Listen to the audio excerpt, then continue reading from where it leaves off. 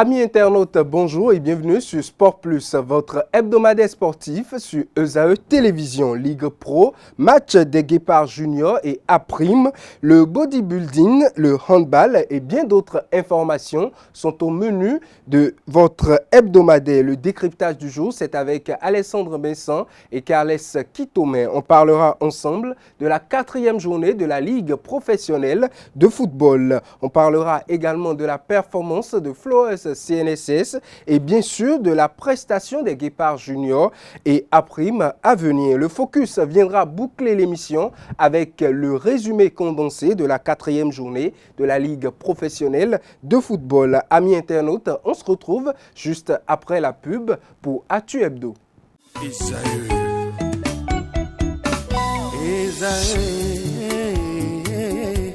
Vous recherchez une école de référence pour une double formation universitaire et professionnelle de qualité? Voici l'opportunité à ne pas rater. L'École supérieure d'administration, d'économie, de journalisme et des métiers de l'audiovisuel ESAE vous offre des programmes d'enseignement en licence et en master orientés vers l'emploi qui font d'elle une référence à travers les filières de l'administration générale et territoriale, l'administration du travail et de la sécurité sociale, droit, diplomatie et relations internationales, administration hospitalière, universitaire et intendance, journalisme et métiers de l'audiovisuel et toutes les filières des sciences de gestion. Une seule adresse, www.esae.bj.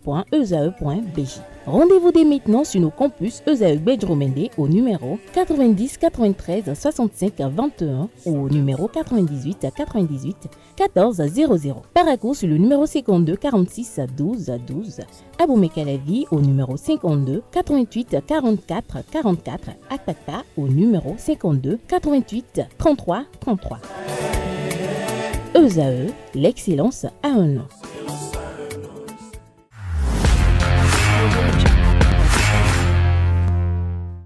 Actu Hebdo à présent, amis internautes, à nouveau, bonjour, bonne humeur, sérénité, concentration, application sont les forces qui se dégagent de la tanière des Guépards Juniors. Lors de la séance de veille de match, Vincent Roturo et ses poulains n'ont jamais paru aussi détendus. Et pourtant, c'est une finale qui les attend ce mercredi face à leur homologue du Niger. La séance à la veille, bien sûr, a été très légère avec d'abord une vingtaine de minutes d'échauffement, fait de marche et de footing individuel et collectif. Ensuite, un quart d'heure consacré au jeu technique, 10 minutes pour le jeu de tennis-ballon pour relaxer et décompresser. Après, il y a eu un exercice de sortie de balle d'environ 10 minutes, suivi respectivement d'un jeu libre avec ballon à volonté et des coups de pied arrêtés. Séance de tir au but pour la fin de ce dernier entraînement avant le match. Rappelons que pour leurs deux premières rencontres, les Guépards Juniors ont fait 2 matchs nuls. Le premier face au Ghana, 2 buts partout, et le deuxième face au pays hôte, le Togo, 0 but partout. Le Bénin est deuxième du groupe A, derrière le Ghana avec 4 points. Le Bénin a 2 points bien sûr. Le Togo également a 2 points, mais est à la 3e position. Et le Niger est à la 4e position avec un seul point.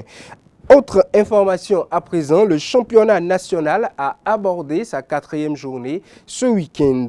On note que Abeille Football Club a décroché une victoire retentissante, 2-0 face à l'AS Takouné, marquant ainsi son entrée véritable dans la saison. Le promu Boa, de son côté, a chuté à domicile contre le vice-champion en titre d'Adjef Football Club. À Parakou, Dynamo et Lotto se sont neutralisés sur le score nul et vierge de 0 but partout. Dans la zone B, le champion en titre Coton Football Club retrouve le chemin de la victoire après son faux pas précédent en s'imposant 1-0 face à Adidja Football Club. Le choc de la journée a été entre Sobemap et les Requins de l'Atlantique. Sobemap qui remporte la rencontre sur le score de 2-0. Les récapitulatifs des résultats, Beke s'est incliné 1-2 face à Banigansé. Dynamique et Buffle ont fait le nul, 1 but partout. Hodio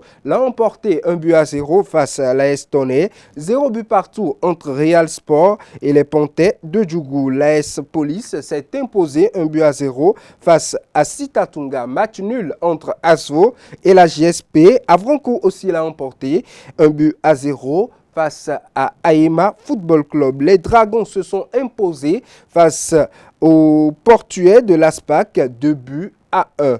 Victoire pour l'USS Craqué qui s'est imposé 3 buts à 0 face aux Étoiles Filantes. Cavalier a fait le nul, 1 but partout face à Damissa Football Club. Espoir s'est incliné à domicile face à Dynamo d'Abomey.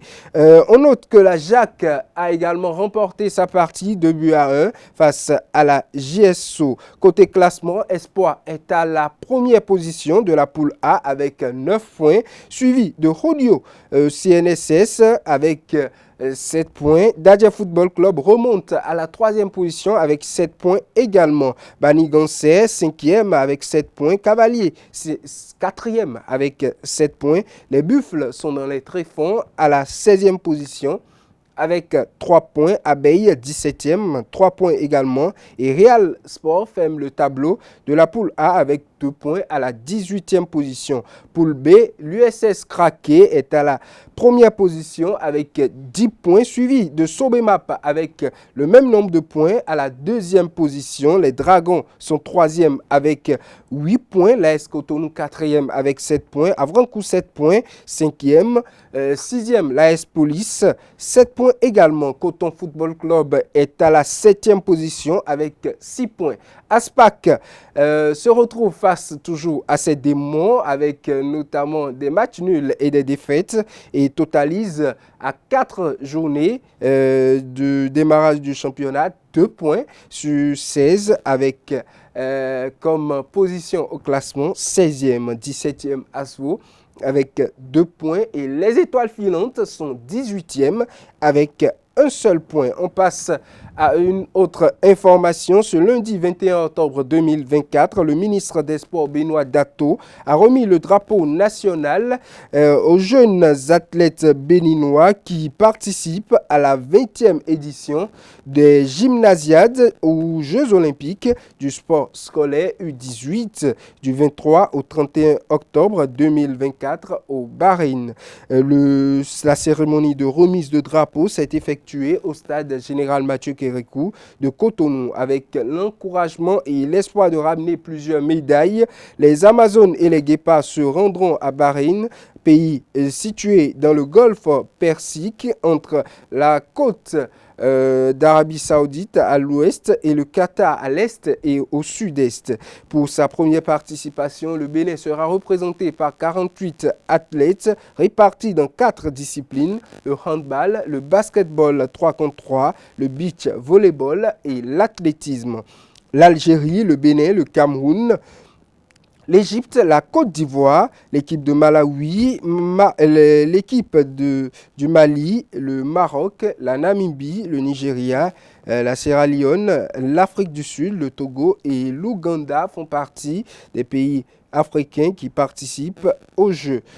Une salle des fêtes à Cotonou a servi de loge pour la 4e édition du championnat national de bodybuilding et fitness. La compétition qui s'est déroulée le samedi 19 octobre a connu le sacre de Romé Zanou, champion des champions chez les hommes. Jocelyne Adjoou et Ariel Kodjo étaient les meilleurs chez les dames.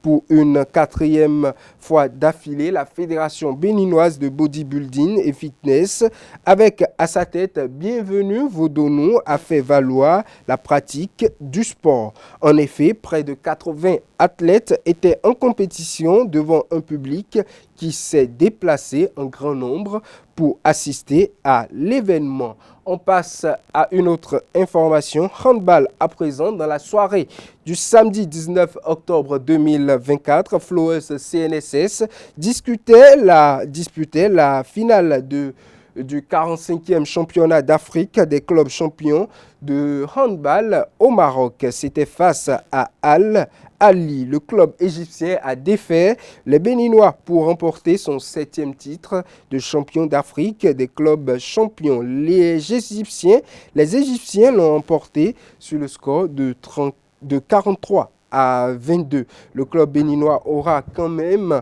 marqué l'histoire de la compétition en se hissant jusqu'en finale. Un sacre qui confirme le travail accompli au sein de la Fédération béninoise de handball qui fait des merveilles depuis l'arrivée du président Sidikou Karimou. À la veille du début des éliminatoires de la CAN U17 en zone Afrique de l'Ouest, la Confédération africaine de football a disqualifié la Guinée-Bissau et la Sierra Leone en raison de fraude sur l'âge. Les tests IRM, images par résonance magnétique, ont révélé que plusieurs joueurs de ces équipes étaient inéligibles conformément à l'article 27 alinéa 4 du règlement de la CAF. Si une équipe compte au moins 4 joueurs non conformes après les tests, elle est automatiquement disqualifiée. La CAF a réaffirmé sa volonté de lutter contre la fraude sur l'âge et cette décision affecte particulièrement la Guinée qui s'est vue sanctionnée déjà en 2019 pour les mêmes raisons. En conséquence, le tournoi se jouera désormais en poule unique avec les équipes du Sénégal, de la Gambie, du Libéria, du Mali et de la Mauritanie. Information internationale, le Camerounais Francis Ngannou a effectué un retour éclatant dans la cage en dominant son adversaire brésilien Renan Ferreira lors de la bataille des géants de la Professional Fighter League qui s'est tenue dans la nuit du 19 au 20 octobre à Riyad en Arabie Saoudite. Après 3 ans d'absence en MMA, l'ancien champion de l'UFC a mis fin au combat dès le premier round, s'emparant ainsi du titre de champion des poids lourds de la PFL. Cette victoire impressionnante témoigne non seulement de la puissance, mais aussi de la technicité de Ngannou, également de sa capacité à surmonter les défis. Ému après sa victoire, le combattant a rendu hommage à son fils Kobe, décédé en avril dernier à l'âge d'1 an, 3 mois. À 38 ans, après une transition inattendue vers la boxe anglaise et des épreuves personnelles, il prouve ainsi qu'il reste un concurrent redoutable et résilient dans le monde du MMA. On va finir par une invite. L'association des anciens étudiants Old Universities Friends organise le samedi 26 octobre 2024 dans le cadre de la prévention du cancer du sein, une marche dénommée la marche rose. Il est important de faire du sport, mais le sport pour une noble cause est encore plus meilleur avec la programmation. Les hostilités vont démarrer le samedi à 7h. L'itinéraire, c'est de la place de l'Étoile Rouge à l'université ESAE. Après cela, une séance de sensibilisation sera faite pour éduquer sur l'avant et après cancer, les comportements également à adopter. Prenez donc le rendez-vous pour le sport utile, pour l'épanouissement de la santé et de la société également. Mesdames et messieurs, c'est tout pour Actu Hebdo. On passe à présent au décryptage avec nos invités.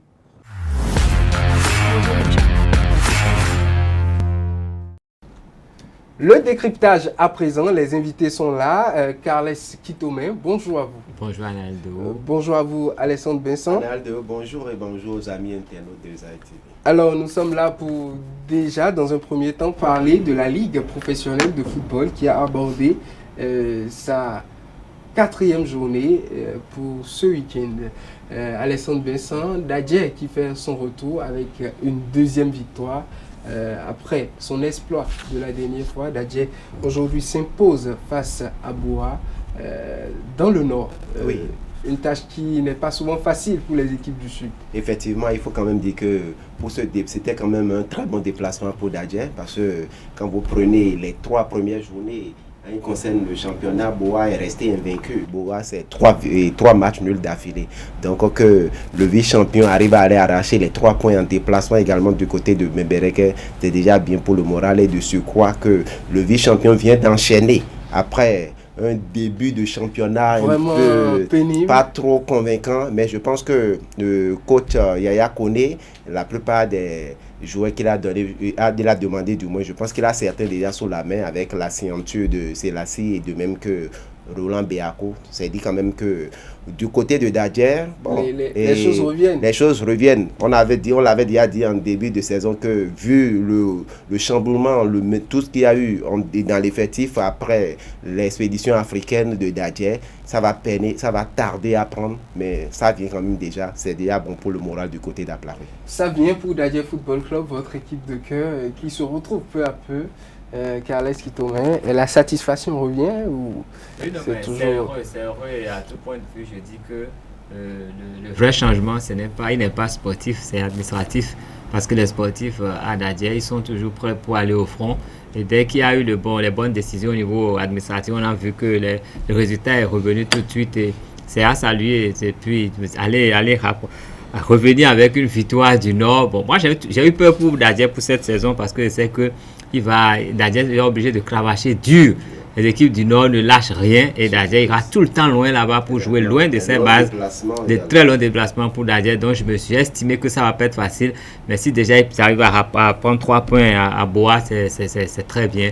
Et je crois que Dadjer est en train de confirmer tout le bien qu'on pense de lui. Et j'espère qu'ils vont le faire jusqu'à la fin de la saison. Et j'espère aussi que toutes les équipes vont vraiment donner le mieux possible pour que nous ayons un championnat dont le niveau va permettre à nos équipes d'être représentatives. Dadjer qui est dans un groupe très compétitif, nous avons celui-là que tout le monde attendait, l'équipe que tout le monde attendait cette saison, vu qu'il y a eu des réformes qui se sont effectuées au niveau de l'équipe qui a eu une société sportive, des anciens plus expérimentés sont revenus, les Buffles du Borgou, qui en 4 matchs alignent une défaite, 3 matchs nuls, encore un autre match nul face à Dynamique Football Club. Qu'est-ce qui se passe du côté de cette équipe? Une très belle question. Qu'est-ce qui se passe dans la tanière des Buffles du côté de Paraco? Et là, c'est une question vraiment à plusieurs millions, puisque ça va être difficile de trouver cette solution. Dans le passé, on a souligné que Buffle était en difficulté il n'avait pas des moyens pour prendre les joueurs, mais vous l'avez signalé tout à l'heure, beaucoup de cadres sont revenus à la maison. L'ancien coach qui quand même n'est plus à présenter, un entraîneur bien chevronné qui a la licence CAF-A, c'est quand même un entraîneur qui connaît la maison et qui était déjà là, a conduit la Ligue et les Buffles au titre de champion lors de la Vitalor League passée. C'est quand même quelqu'un qui connaît la maison, mais malheureusement, ça ne prend pas. Je ne sais pas trop ce qui ne va pas du côté de Paraco. Mais il faut rappeler également que nous sommes dans un championnat, une dernière expérience à 36 clubs où personne ne veut aller au niveau de... Nous avons encore pratiquement plus de 30 journées. Bien sûr, on a encore plus de 30 journées devant nous. On espère vivement que du côté de Paraco, les gens vont trouver vraiment la clé pour relancer cette équipe parce que ce n'est pas la ferveur qu'on a vu en début de saison avec les recrutements qu'il y a eu là. C'est pas ça qu'on est en train de voir, malheureusement. On essaie vivement qu'ils vont vite corriger le tir pour revenir dans l'ambiance. Non, mais ça s'explique. Hein. Aujourd'hui, il y a beaucoup plus d'équipes dans le septentrion. Par le passé, il n'y avait pas beaucoup d'équipes. Donc, il y avait que Panthère et Buffle qui appellent tous les meilleurs joueurs. Aujourd'hui, nous avons beaucoup d'équipes. Et donc, ça fait forcément qu'il y a un problème dans le choix des joueurs. Mais le fait de ramener beaucoup de joueurs à la maison également, c'est un problème. Il faut trouver la cohésion, la bonne cohésion entre ces différentes générations et que tactiquement, ça puisse prendre également. Donc, ils sont là. Mais la mayonnaise n'a pas encore vraiment prise, donc c'est le temps que la mayonnaise prenne. Mais seulement espérons que ce ne serait pas trop tard, parce que les autres équipes qui sont là ne vont rien laisser te passer. Et s'ils mettent du temps vraiment à trouver le bon rythme, ils vont se faire coiffer au poteau. Et puis deux autres prétendants dans ce groupe, nous avons Lotto qui fait un match nul, 0 but partout, face à Dynamo de Parakou. On le disait tout à l'heure, pour aller du côté du septentrion et gagner, c'est un véritable problème. Voilà, Lotto qui fait le match nul. 0 but partout. Lotto qui se trouve toujours pas. Je me permets de m'opiner. Je vais rester sur mon raisonnement de toujours. Lotto n'a pas Coton à côté de lui.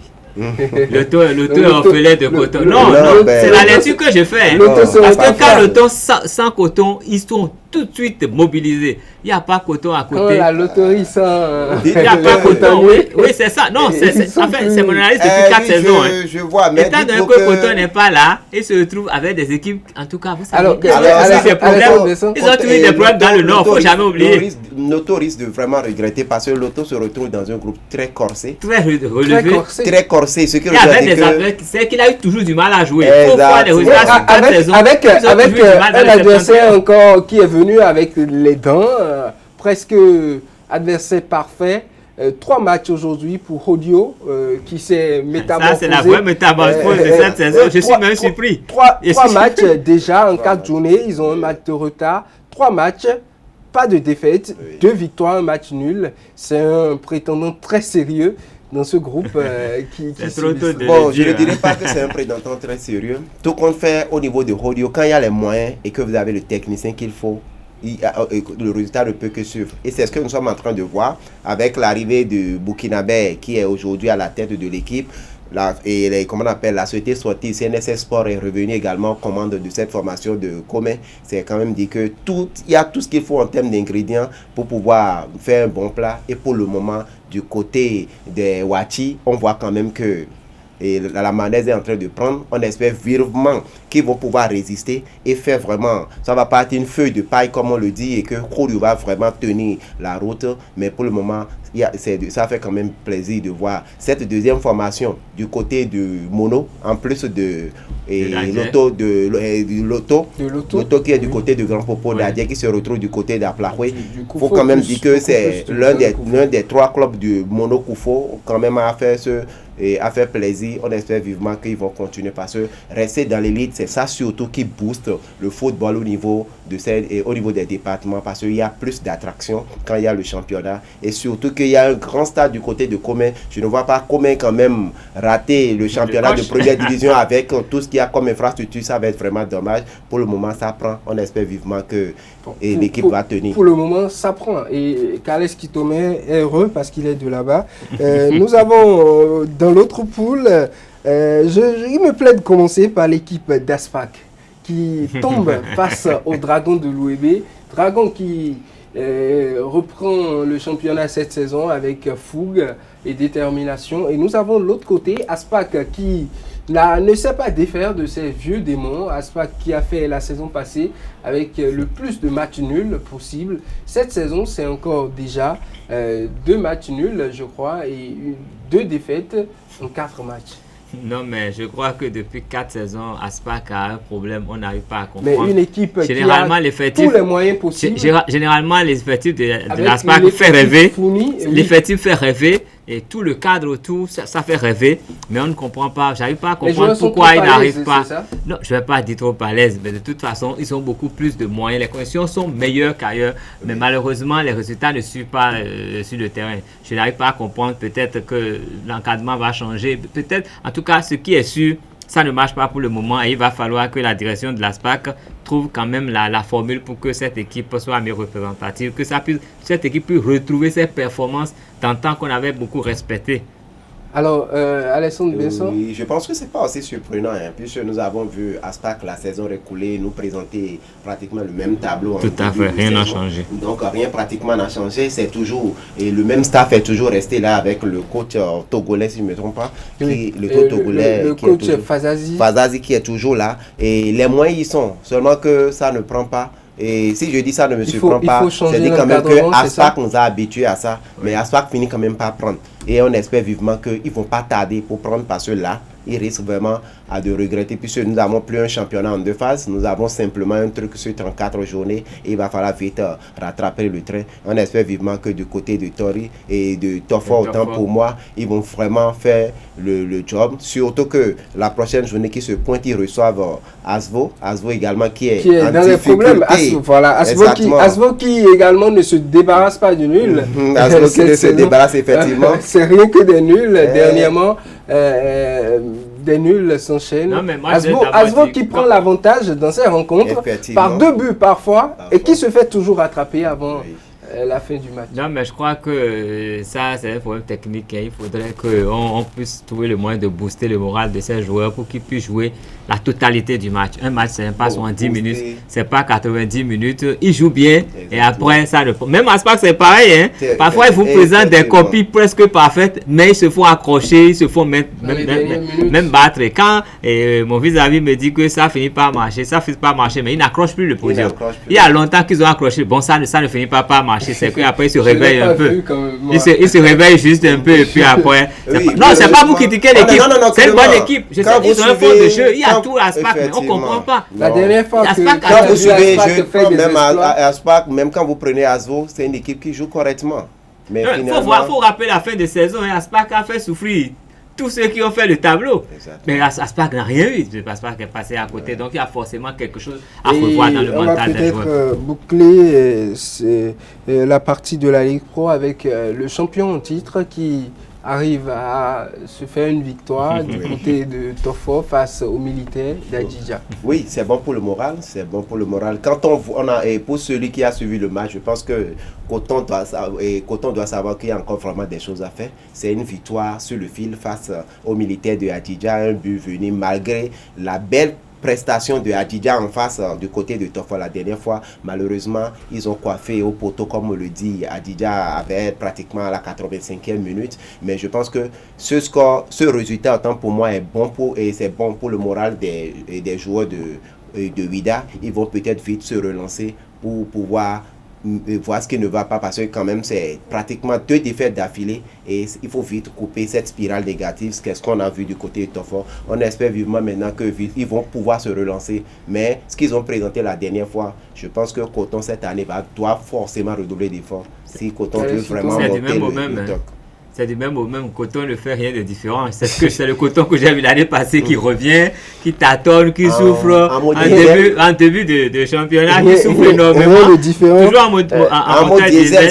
En mode diesel, mais espérons que le moteur va vite prendre cette fois-ci, parce que cette fois c'est pas pareil. Hein. Ça pourrait être très compliqué.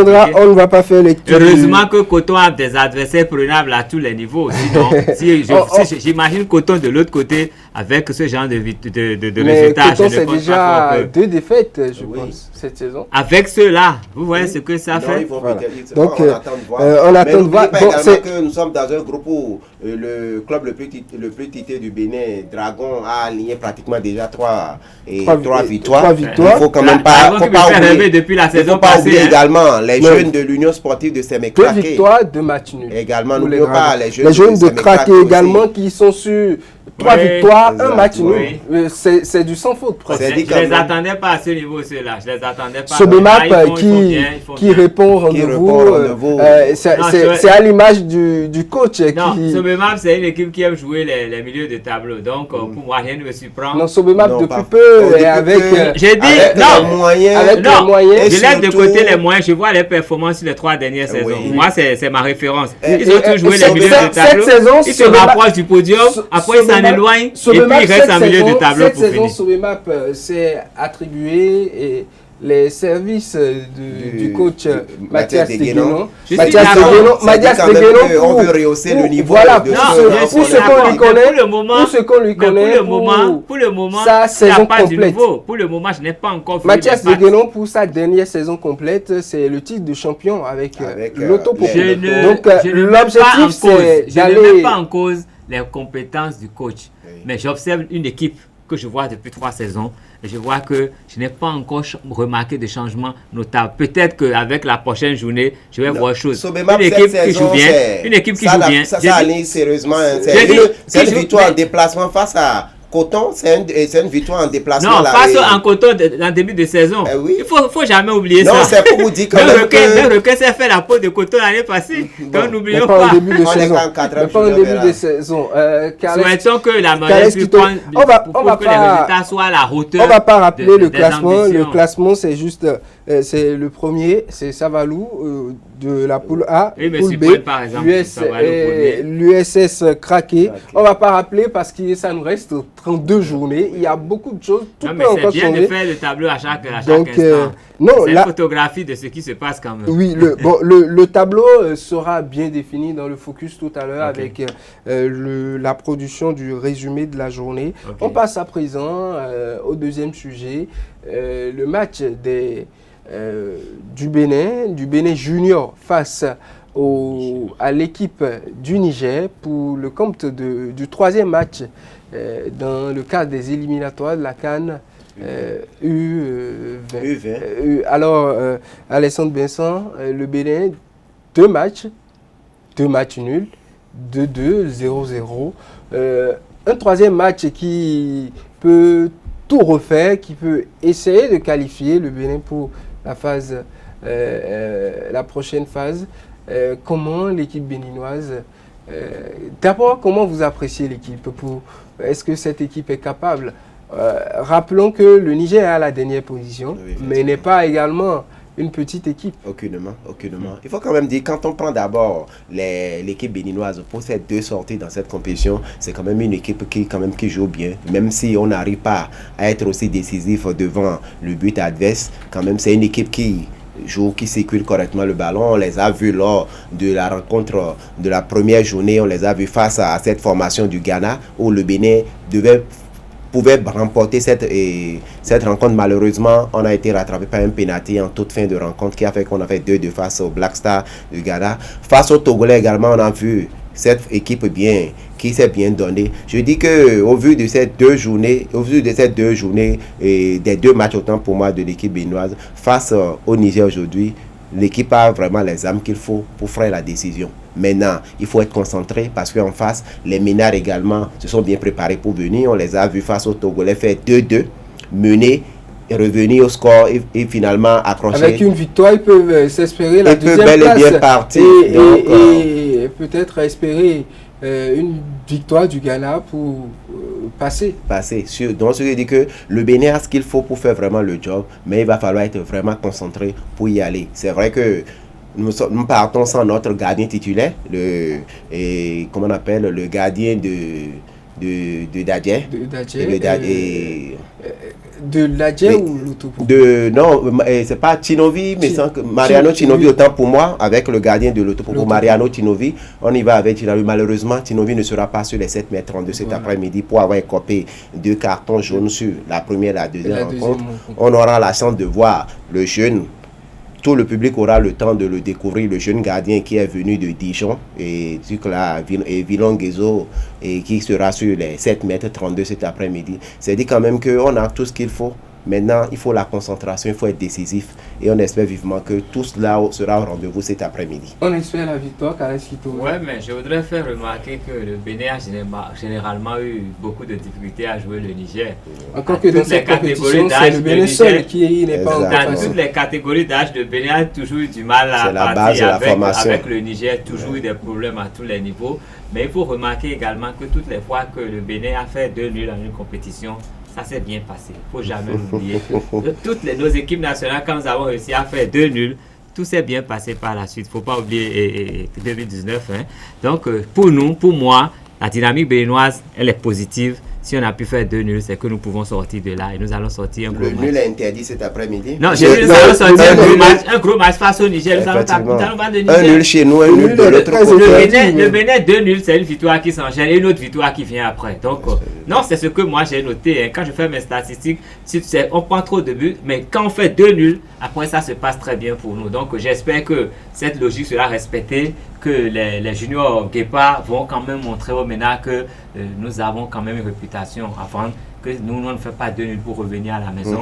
Ils vont donner le meilleur d'eux-mêmes. C'est au niveau des catégories. Tout compte fait, le Bénin a ce qu'il faut en termes d'effectifs. Il faut rappeler quand même que sur la première et la deuxième journée, on a pu avoir le titre d'homme du match dans nos rangs. C'est dit quand même que c'est des jeunes qui jouent correctement et on espère vivement face aux Ghanéens, c'est pas donné. Sous l'impulsion du manager général des équipes de catégorie d'âge, Vincent Routuro, on espère vivement que ça va vraiment donner quand même. Vincent, c'est un formateur et il saura vraiment donner les directives qu'il faut pour que cette équipe puisse vraiment nous permettre. Alors on passe à l'autre catégorie, il s'agit des locaux, les A-Primes, qui sont en préparation, ils sont en stage intense, quartier général actuellement, ils sont en train de se préparer pour le tournoi qualificatif de l'UFOA, je pense bien. Bien sûr. Alessandre Vincent, les espoirs, on peut nourrir également des espoirs à ce niveau également. Oui, c'est l'équipe locale. L'équipe locale se base sur le championnat. C'est le championnat. Ça veut dire que l'équipe locale n'est rien d'autre que la vitrine de ce que vous produisez dans votre championnat, à l'interne, effectivement, puisque le championnat d'Afrique des Nations, CHAN, qui vient, est réservé simplement aux joueurs évoluant dans le championnat local. On avait entendu entre-temps que c'est élargi pour les joueurs qui évoluent sous le continent, mais par la suite, ce n'était pas comme ça, c'est seulement les joueurs au plan local. La belle preuve, le Bénin avait convoqué un des deux attaquants qui était du côté du Maroc ou de la Tunisie. Par la suite, on l'a laissé parce que les directives de la CAF par rapport à cette compétition, les directives de l'UFOA, parce que les éliminatoires se jouent par zone. Et pour le CHAN, c'est les éliminatoires de la zone UFOA et ça passe par deux phases. La première phase, c'est ce que nous sommes en train de jouer. Le Bénin va jouer une première phase face au Togo en aller-retour. Et c'est le vainqueur de cette double confrontation qui va retrouver le Niger. En deuxième, et pour la deuxième phase, c'est le vainqueur de cette confrontation qui ira du côté et qui va se qualifier pour la le Bénin ne s'est jamais qualifié pour la phase finale. Donc, quand on prend tout ça, je pense que le duo Moussa Tondi et Stanislas Akele, ils savent concrètement ce que le peuple veut. Le Bénin veut forcément inscrire son nom au palmarès des équipes qui ont la chance de jouer cette compétition. Il faut quand même rappeler que c'est la dernière créée par la Confédération africaine de football pour pouvoir booster le football sur le continent. Donc on espère que du déplacement, puisque le Bénin joue le vendredi, on joue le vendredi du côté du stade de Kéké, on joue l'équipe A-Prime du Togo. L'équipe est partie du Grand Popo aujourd'hui, ce mercredi, puisqu'ils étaient déjà mis au vert depuis le lundi du côté du Grand Popo. Donc ils ont rallié la capitale togolaise dans la journée d'aujourd'hui, pour ne pas dire hier, voire aujourd'hui. Donc tout est fin prêt, puisque pour la préparation, l'équipe était déjà en regroupement du côté de Kobe, où il y a eu une liste un peu large, où il y a eu du travail. Par la suite, il y a une deuxième sélection. Ils se sont retrouvés maintenant. Et ils ont fait deux mises au vert du côté de Cover, avant maintenant le dernier qui a démarré depuis le lundi du côté du stade de Grand Popo, avant qu'il ne rallie Lomé. On espère vivement qu'on aura vraiment ce qu'il faut pour cette catégorie. Alors, Carles Sitomé, le Bénin qui se retrouve encore face au Niger, qui se retrouvera face au Niger. Au Togo d'abord. Il faut passer d'abord. J'aime bien votre façon de le dire. C'est-à-dire que nous avons tout espoir que nous allons passer le cap togolais. Mais ce que moi je dois dire simplement, c'est que après 4 journées de championnat, nous remarquons quand même que le championnat est en train de prendre son rythme. Donc forcément, les joueurs qui sont présents, qui seront à Lomé, sont des joueurs qui ont déjà un peu de compétition dans les jambes, donc ça va forcément donner quelque chose de beau. C'est comme si c'était... La saison a bien démarré et on a vu, il y a déjà des chocs qui se font, donc ça veut dire que forcément, nous avons une équipe plus aguerrie pour aller en compétition. J'espère maintenant que les résultats vont suivre, que Moussa Tondi et Stanislas Akele vont savoir communiquer véritablement avec les joueurs qui ont été appelés pour que le résultat soit quand même à la hauteur des espoirs que nous mettons en cette équipe-là. Parce que nous voulons aller quand même au CHAN, nous voulons découvrir le CHAN. Et ça passe par Lomé. Le retour, c'est le 3 novembre prochain du côté du stade Félicien à Abidjan. Donc, ça veut dire que les Guépards vont finir la rencontre. Ils vont finir la rencontre. La manche aller du côté de Kégué, ils vont mettre directement le cap sur l'Abidjan, pour pouvoir recevoir un retour à on espère qu'après ces 2 victoires, le Bénin sera du côté du Niger pour vivement. Nous allons ramener le Niger à Abidjan chez moi encore une fois. C'est ça qui vient montrer qu'on fait vraiment un bon travail au plan local. Effectivement, on va finir le décryptage avec un petit commentaire sur la prestation de Flores CNSS au 45e championnat d'Afrique des clubs champions de handball. Alessandre Vincent, Flores, vice-champion, une compétition qui réunit les meilleurs du continent.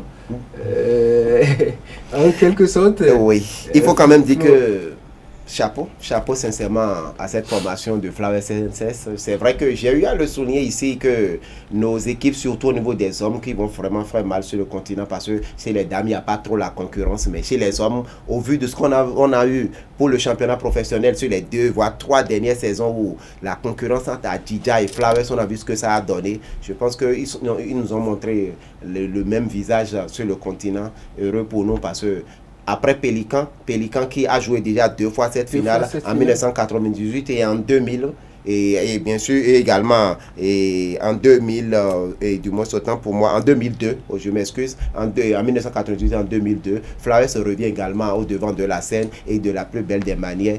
Avoir également les 2 représentants béninois terminés dans les 5 premiers au classement, je pense que c'est très bon pour le moral. Ça vient montrer que ce qui se fait au plan local, c'est quand même un très bon travail, et c'est là je tire vraiment un chapeau au comité exécutif que chapeaute le président Sidiko Karimou, vivement que d'autres équipes puissent vraiment faire le recrutement qu'il faut pour encore rehausser le niveau du championnat, pour nous permettre d'être encore plus compétitifs à l'international prochainement. Alors, je pense que on doit se réjouir, le handball béninois se porte très bien.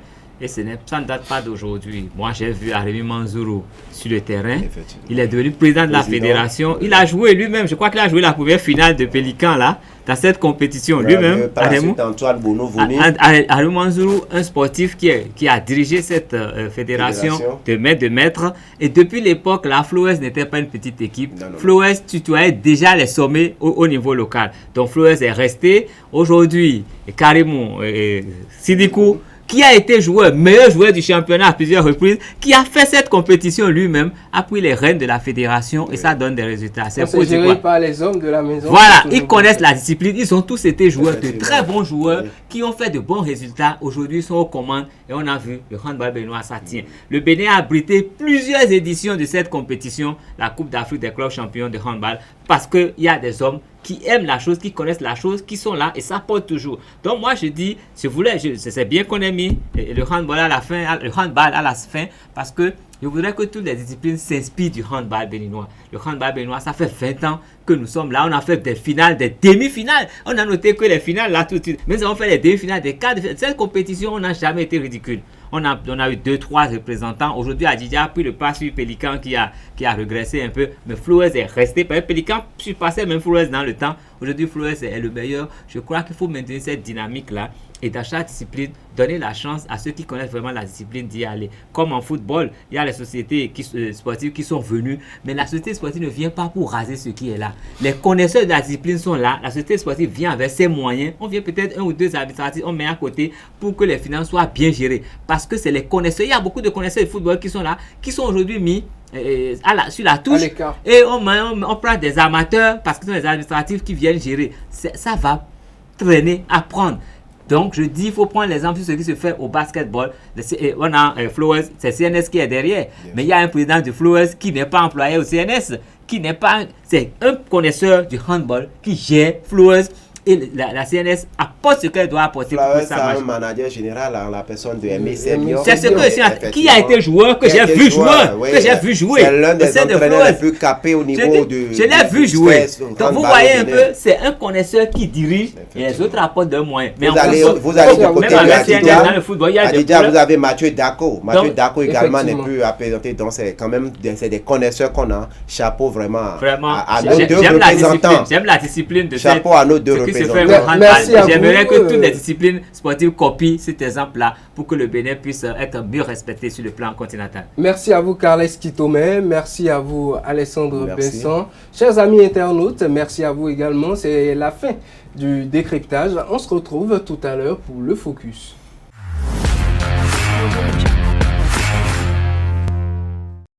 Le focus à présent, c'est le point de la 4e journée de la Ligue professionnelle de football, saison 2024-2025. ESAE TV a parcouru 12 stades pour les 18 rencontres qui étaient au programme. Nous vous proposons le condensé, le résumé de ces 12 matchs que ESAE TV a couverts, et en plus des autres matchs où nous vous faisons le récapitulatif des résultats, mais également les classements, le tout dans cet élément.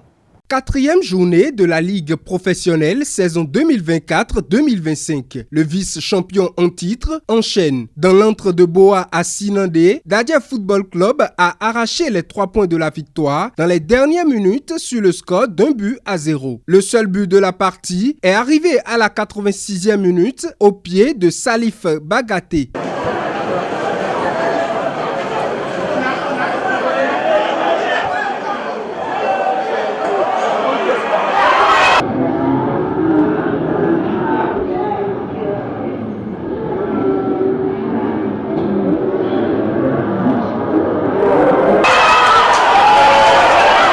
Assoiffé de victoire, Abeille Football Club n'a pas hésité devant les Takounais. 2 buts ont conduit les visiteurs à la défaite. Abeille a une première fois trouvé les filets à la 10e minute avant de corser la mise à la 36e minute.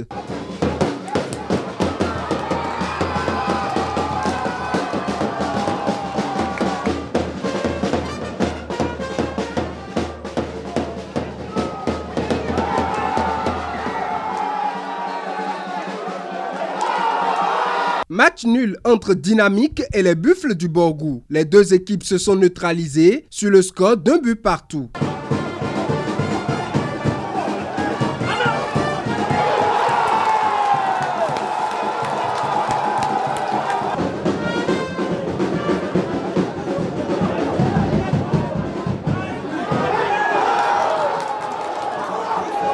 Pas de vainqueur entre Dynamo de Parakou et Loto Popo. Les deux équipes ont conclu sur le score nul et vierge. Néanmoins, les occasions de but n'ont pas manqué dans la partie.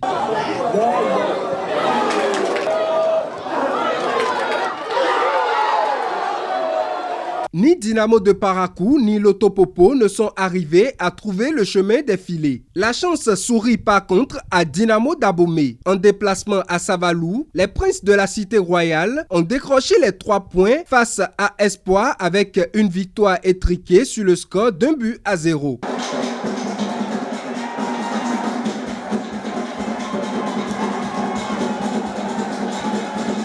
Les Savalois n'ont pu remonter au score. Dans les autres matchs de la poule A, Hodio a battu l'AS Tonnerre 1-0. Match nul, 1 but partout entre les Cavaliers de Niki et Damissa. Real Sport et les Panthères de Djougou ont livré un match stérile. Bani Gansé a défait son hôte Beke Football Club. Score de la partie, 2-1 en faveur des visiteurs de Banikwara. Coton Football Club renoue avec la victoire après 2 défaites consécutives. En déplacement à Tofor, Emmanuel Henry et ses partenaires ont battu les militaires d'Adidja Football Club 1-0. Shérif Din Maman, sorti du banc en début de seconde période, a inscrit l'unique but de la partie à la 70e minute.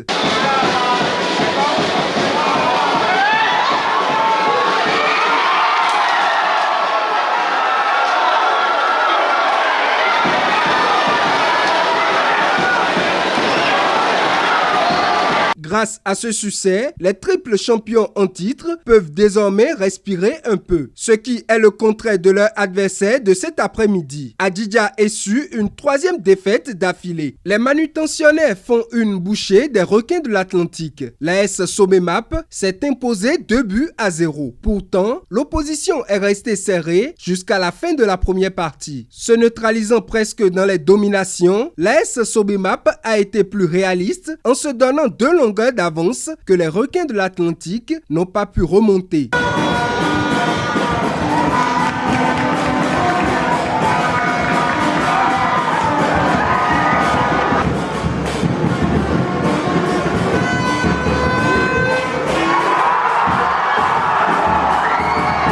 Asvo se heurte une nouvelle fois au mur du nul. Les hommes de la vallée n'ont pas réussi à maintenir leur avance. Face à la jeunesse sportive de Pobert, Asvo a pris les devants et a ouvert le score dès les premières minutes. La JSP égalise, mais très vite, Asvo reprend l'avantage avant la fin de la première partie. De retour des vestiaires, les pressions fleurissent pour la JSP qui revient à la marque.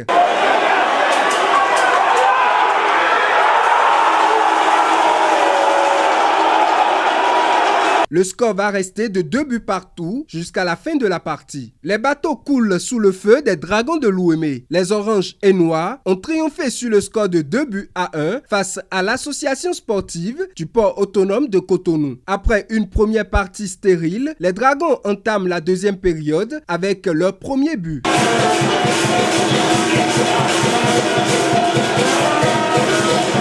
Aspac égalise, mais se fait dépasser à nouveau. Les hommes du coach Adam Fazazi ne trouvent toujours pas le chemin de la victoire après 4 journées. Duel neutre au stade René Pleven de Cotonou. Aziza n'a pas pu prendre le dessus sur son hôte, l'AS Cotonou. Les deux équipes ont livré une rencontre très équilibrée. L'AS Cotonou a eu l'occasion de prendre l'avantage avec un penalty à la 59e minute, mais a manqué de justesse. Score final, 0 but partout. Cette journée, les étoiles n'ont pas filé à craquer. Les locaux ont décroché la victoire sur le score de 3-0. Dès l'entame de la partie, l'US Craqué a clairement affiché ses ambitions. Le premier but est arrivé avant la mi-temps.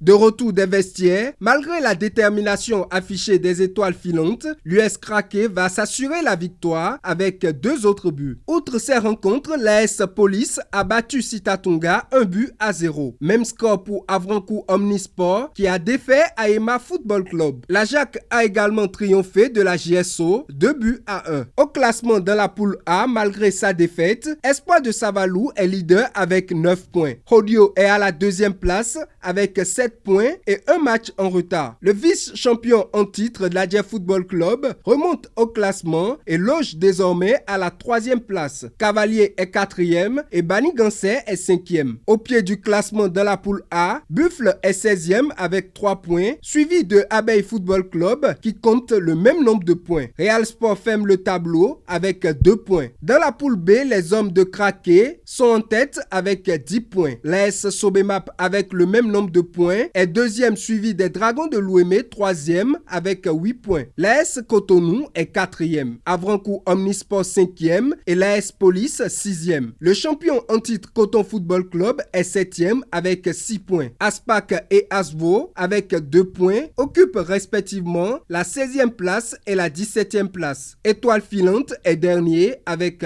1 point. Merci à vous, chers amis internautes, d'être restés. Merci pour avoir suivi cette émission. Merci à tous. Merci à nos panélistes du jour. Merci également à la partie technique. On se retrouve très prochainement pour d'autres informations. Portez-vous bien.